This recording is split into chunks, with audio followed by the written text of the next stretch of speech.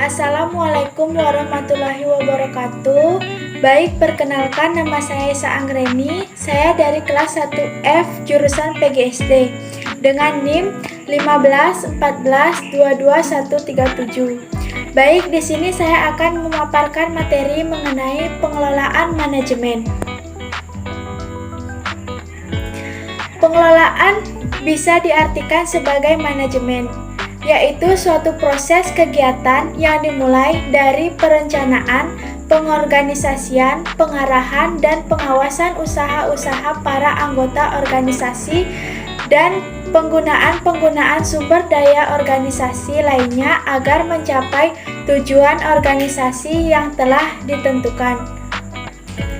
Pengertian pengelolaan menurut Prajudi Atmosuryo tahun 1982 adalah suatu aktivitas pemanfaatan serta pengelolaan sumber daya yang akan digunakan dalam kegiatan untuk mencapai atau tujuan tertentu. Manajemen dapat dikatakan sebagai suatu seni dalam mengatur pengorganisasian, mulai dari menyusun perencanaan hingga tahap evaluasi. Orang yang memimpin atau mengkoordinir suatu manajemen disebut manajer, yang mana sebagai suatu acuan fungsi manajemen sebagai acuan bertindak.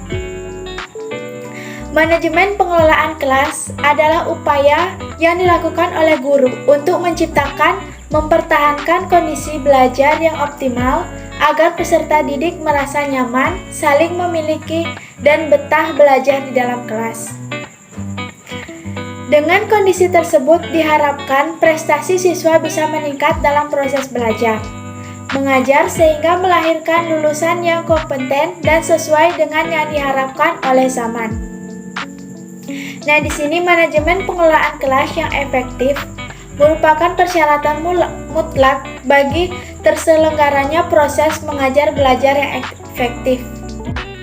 Adapun tujuan pengelolaan kelas yakni tujuan pengelolaan kelas adalah agar setiap anak di kelas itu dapat bekerja dengan tertib sehingga segera tercapai tujuan pengajaran secara efektif dan efisien.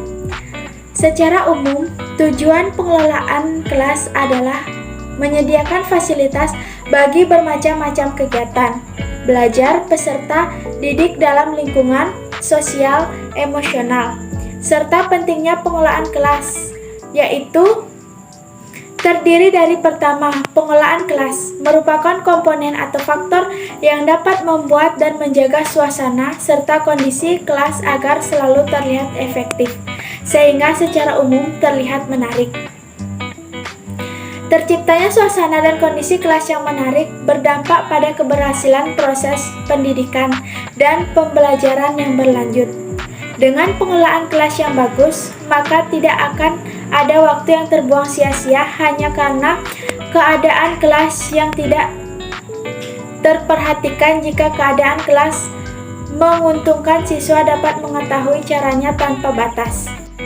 Baik, jadi kesimpulannya, pengelolaan kelas merupakan upaya yang dilakukan oleh guru meliputi perencanaan, pengaturan, dan pengoptimalan berbagai sumber, bahan, serta sarana pembelajaran yang ada di kelas guna menciptakan kegiatan pembelajaran yang efektif dan berkualitas bagi peserta didik. Pengelolaan kelas berfungsi untuk membuat perubahan-perubahan dalam kelas, sehingga peserta didik dapat bekerja sama dengan mengembangkan kontrol diri. Secara umum, tujuan pengelolaan kelas adalah menyediakan fasilitas bagi bermacam-macam kegiatan belajar siswa dalam lingkungan sosial, emosional, dan intelektual kelas. Baik, itulah pemaparan materi dari saya. Sekian dan terima kasih. Wassalamualaikum warahmatullahi wabarakatuh.